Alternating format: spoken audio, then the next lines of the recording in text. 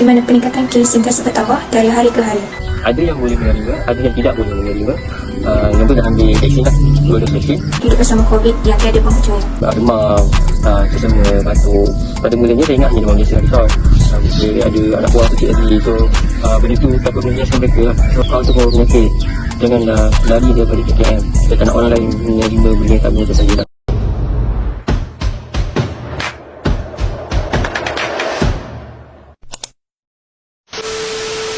Wait a minute. Who are? We will be drunk and all of the thumbs on up in the air. Thunder in the wind, listen to the thunder rolling over and over we down. We will be drunk and all of the thumbs on up in the air. Thunder in the wind, listen to the thunder rolling over and over we down. We're getting on fire, we're raising them higher.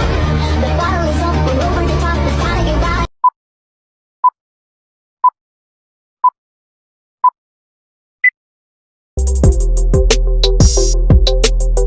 Assalamualaikum dan salam sejahtera. Bersama saya Fatin Natasha dalam edisi khas COVID. Peningkatan kes COVID dalam negara semakin membimbangkan, di mana peningkatan kes sentiasa bertambah dari hari ke hari.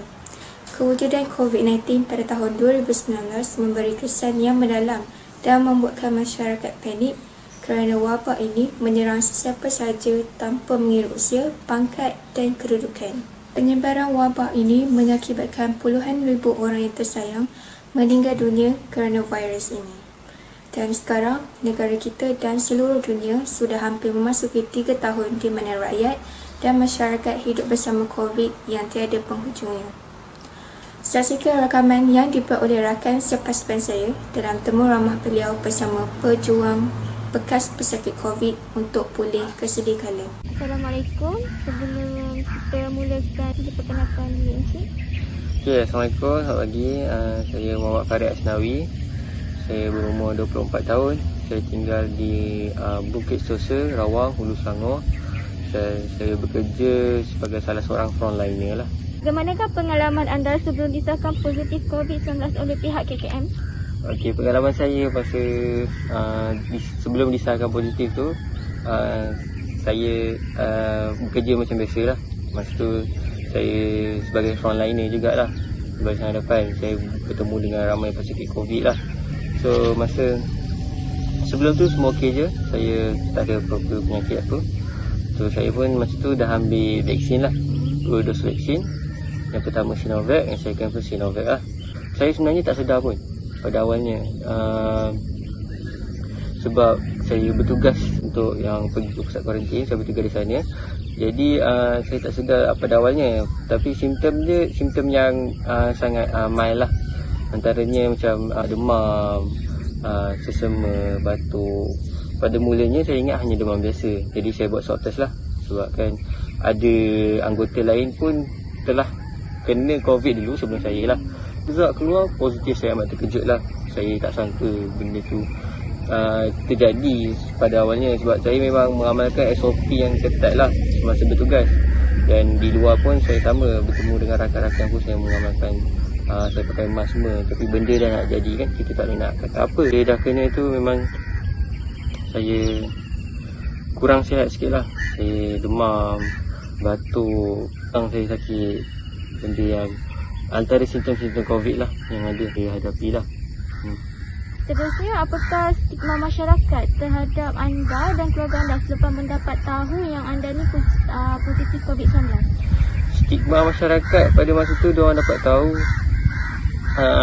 masa awalnya kawan-kawan saya lah. Bila saya bagi tahu mereka yang saya kena COVID, mereka agak terkejut lah. Family saya pun sendiri terkejut pada awalnya.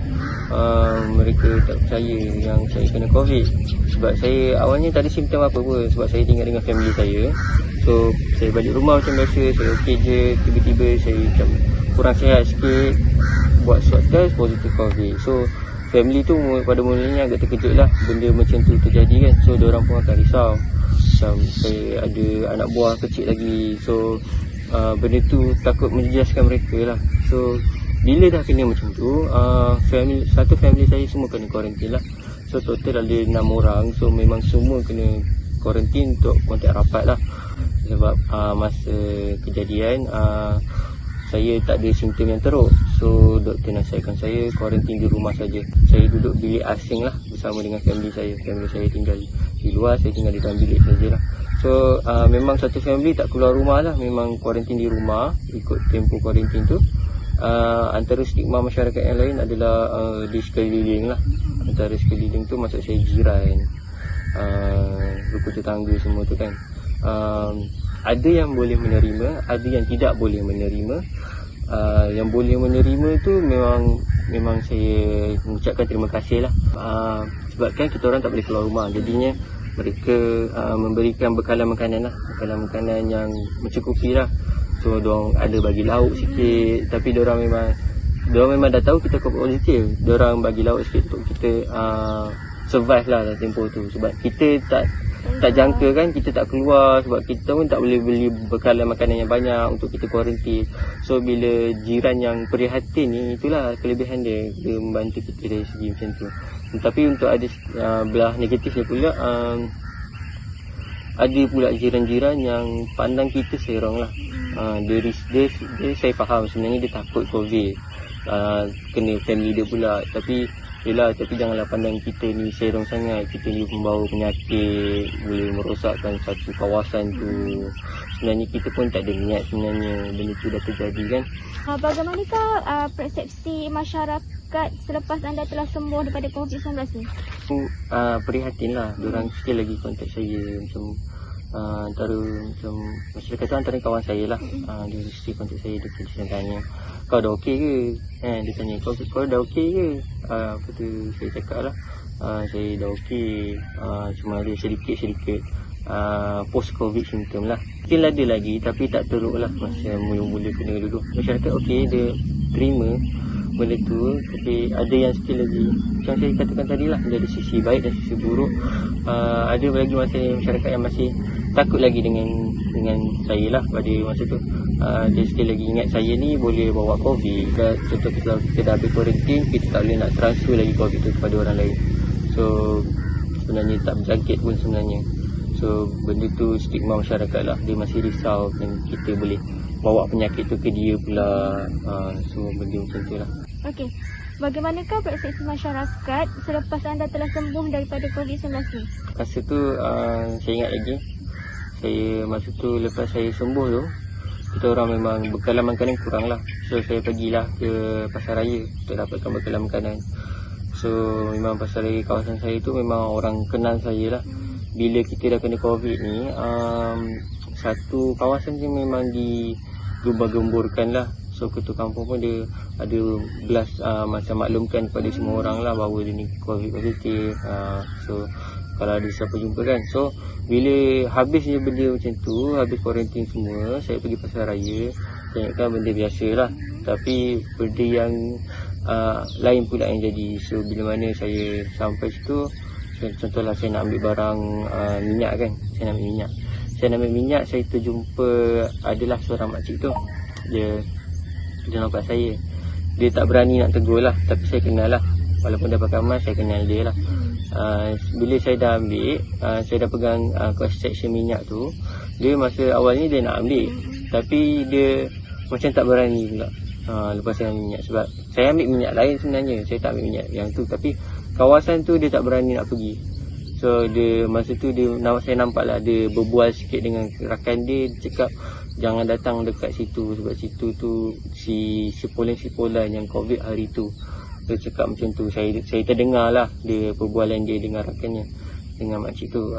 Tapi kita tak boleh nak buat apa lah. Benda macam tu memang stigma masyarakat kan. So kita pun boleh cakap je lah yang kita ni sebenarnya dah sembuh, dah okey. Tapi dia orang sekali lagi menganggap kita ni macam pembawa penyakit lah. Boleh tak Encik share apakah kecaman yang Encik dapat daripada masyarakat selepas Encik baru baik daripada COVID-19? Kecaman yang saya tak boleh lupakan adalah kau tu pembawa penyakit lah. Saya baca komen tu dekat saya punya Facebook, dekat kau tu pembawa penyakit, janganlah lari daripada KKM, kau tu boleh sebar penyakit. Saya reply baik dengan dia, kenapa cakap saya macam tu? Saya bukan nak pun benda ni terjadi kan. Saya pun kuarantin di rumah. Lepas tu dia hantar satu video lah, di mana video yang dia hantar kepada saya tu bukan diri saya lah. Itu saya tak tahulah, mungkin orang lain. Di mana ada orang lari daripada van KKM lah.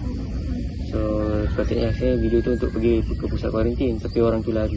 Hanya itu bukan video saya lah, itu video orang lain, tapi dia salah anggap, dia mengatakan itu saya. So benda tu viral jugalah saya punya kawasan ni. So bila dah jadi macam tu, paling teruk saya kena lah, kau tu pembawa penyakit. Saya masih ingat lagi. Bagaimanakah kehidupan Cik selepas daripada terkena COVID-19 ni? Berbeza lah kehidupan selepas.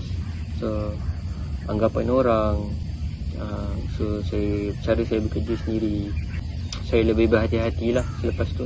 Saya tak nak orang lain menerima benda yang sama macam saya lah. Saya juga banyak menasihat orang lah, pakai proper mask ni, pakai proper kan, letak dekat ni kawasan mulut, bukan bawah dagu. Betul lah. So kat sekeliling pun akan pandang rendah ke? Betul. Dia ada pandang rendah sikit lah dekat saya. Stigma yang kita ni pembawa penyakit. Ini macam mana dengan keluarga yang lain? Pada awalnya agak susah lah. Selepas minggu 2 lepas tu susah punya struggle. Sebab macam ayah saya meniaga, so dia terpaksa menutup kedai selama 7 hari untuk dia kuarantin. Selepas dia nak buat operasi semula tu, dia agak struggle lah. Sebab dia nak kena cari dana dia balik. Selepas 7 hari dia tak meniaga tu, stigma masyarakat pun tahu anak dia ni positif dan dia pun pernah kena kuarantin. So orang pun susah juga nak pergi kedai dia kan. Apakah ucapan anda kepada frontliner di luar sana? Okey, ucapan saya untuk frontliner, saya selaku sebagai frontliner juga, saya mengucapkan ribuan terima kasih lah kepada pihak KKM, kepada pihak jabatan-jabatan frontliner semua yang lain kerana telah membantu kita berjaya dalam menangani COVID-19 ni lah. Alhamdulillah, saya syukur dengan semua yang terjadi. Mungkin ada hikmahnya sebalik semua ni. So, saya mengucapkan ribuan terima kasih lah kepada semua frontliner yang telah bertugas betul-betul lumus sepanjang 2 tahun ni dalam menangani COVID-19. Terima kasih banyak. Simptom-simptom jangkitan virus COVID-19. Yang pertama, demam. Yang kedua, batuk kering. Yang ketiga, sukar bernafas. Yang keempat, sakit badan. Dan yang kelima, penat dan lesu. Langkah-langkah pencegahan penularan COVID-19. Yang pertama, amalkan tahap kebersihan diri seperti kerap mencuci tangan dengan menggunakan air dan sabun atau hand sanitizer. Yang kedua, wajib menggunakan topeng mask iaitu muka apabila hendak keluar dari rumah. Yang ketiga, haruslah mengamalkan penjarakan sosial sekurang-kurangnya 1 meter apabila berada di tempat awam. Dan yang keempat, jangan menyentuh mata, tangan dan mulut selepas bersin.